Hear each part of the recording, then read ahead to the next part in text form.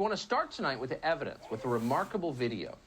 This video was recorded a little over a week ago, on November 28th. The man you're about to see speak is a professor from Beijing called Dongcheng.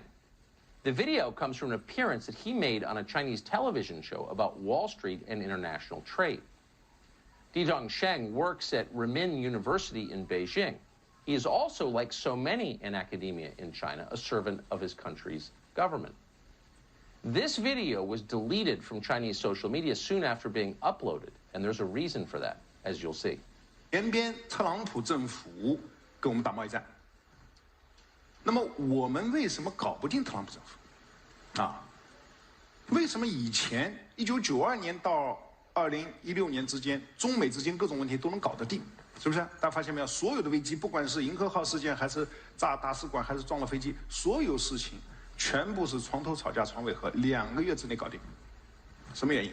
啊，这儿我抛出一个可能又要是暴论了，就是因为咱们上边有人，啊，就是我们在美国的权势核心圈啊，我们有我们的老朋友。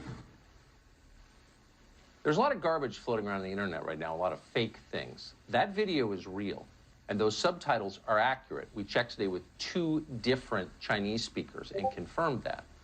What he just said, what you just read on the screen, tells the story. This is as close to a smoking gun as we have ever seen. Quote, we have people at the top of America's core inner circle of power and influence.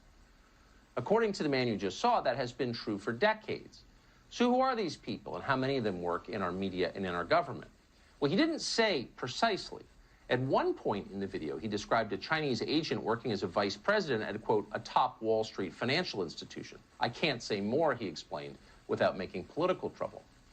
Dongcheng did tell his audience that one agent in particular was especially useful, and he goes on at some length about her. He describes her as an American who's lived abroad for many years, who is now a Chinese citizen. And this seems to baffle him a little bit. The Chinese government doesn't allow dual citizenship. Why would they? Why would anyone? Dongcheng seems pleased that the U.S. government is foolish enough to allow it. He explains that this American agent, who lives at least part of the year in Beijing, helped the Chinese government with a propaganda operation in the city of Washington in 2015. And he goes on to describe that in some detail. The Obama administration was easy to manipulate, he suggests. They helped. The Chinese had many friends among the Obama people. The problem came when Donald Trump was elected. After that, he says, everything changed. 是呢，就过去这个30年啊，过去40年，我们在美国的他的这个利用他权势核心圈，是不是？我前面讲过，华尔街在1970年代开始对美国它的内政外交有非常强的影响力，啊，所以我们有路径依赖，是吧？但问题是08年之后，华尔街的地位下降了，更重要的是16年之后，华尔街搞不定特朗普，为什么？很尴尬，特朗普以前对华尔街有过一次软性违约，所以双方有矛盾啊。当然这个细节我就不多说了，时间可能已经来不及了，是吧？那么这个中美贸易战过程中，他们也试图帮忙啊。据我所知，美方的朋友跟我讲，这个试图帮忙，但是啊，力有不逮啊。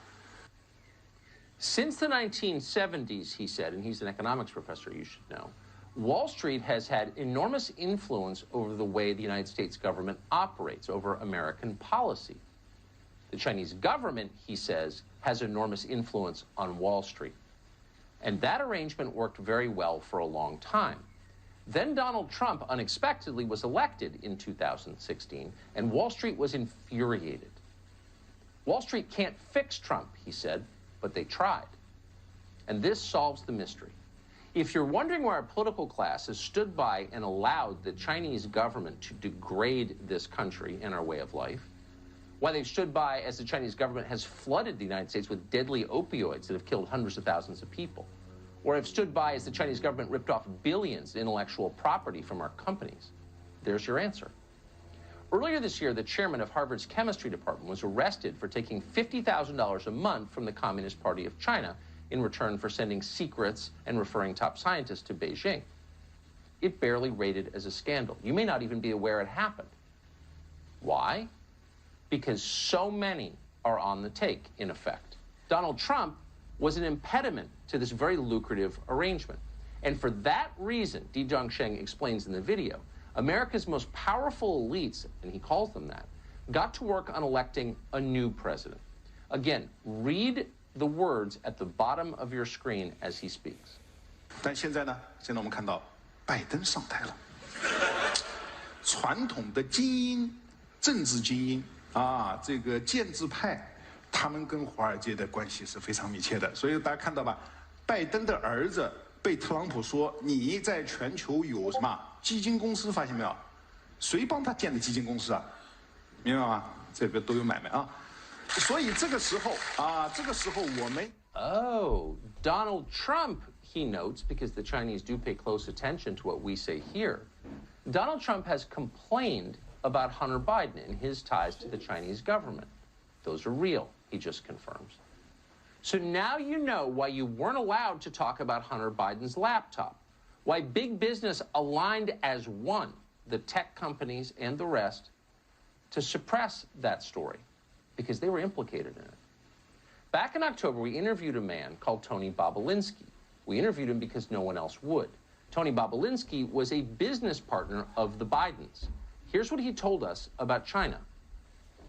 And in a document that you guys have, and I think it's been provided to to the world, the Chinese referenced that because of their trust in the Biden family, that Chairman Yi and Director Zhang are excited about moving forward in this. And in that document, they reference loaning $5 million to the BD family. Right. The BD family is the Biden family. What are the implications of this going forward? If Joe Biden is elected president, which could very well happen, how does this constrain his ability to deal with China? Are you asking for my personal opinion? I'm asking for your opinion as someone who's worked with the Chinese. So I think Joe Biden and the Biden family are compromised. I think Joe Biden and the Biden family are compromised with China. Looks like he was right about that, and it looks like the Bidens are far from the only ones who've been compromised.